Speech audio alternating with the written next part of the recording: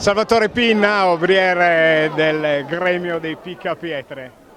Vediamo un pochino di emozione, come mai? È sempre così. Quanti varadi si dice? Perché ormai lo chiediamo un pochino a tutti. 19. 19, sono tanti, però quel senso di passione, di appartenenza, quanto ti inorgoglisce? Sempre, ogni anno.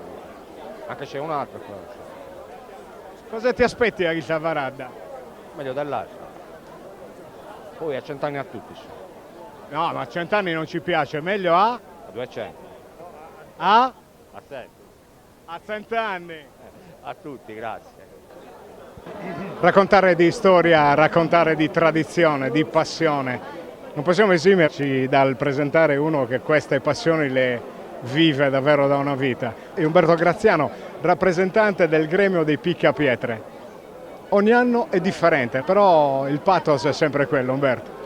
Eh sì, è una cosa che si rinnova ogni anno e quindi hai detto bene, il pathos è sempre diverso, il convincimento è sempre. Proprio stamattina parlavo con un portatore e si parlava proprio di questo, di come ogni anno sia sempre uguale ma sempre diverso, è un'alchimia pazzesca che si crea in questa giornata per tutti i sasseresi.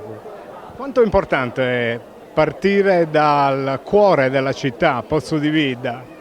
Eh beh sì, qua è nata la nostra città, qua sotto scorre un fiume, come diceva Enrico Costa, di acqua limpidissima, che ha dato Natale insomma, alla nostra città. E quindi essere in questo posto come sede per noi è molto significativo.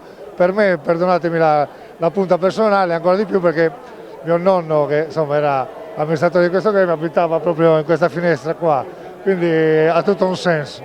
Cosa si dice in questi casi? A 100 anni?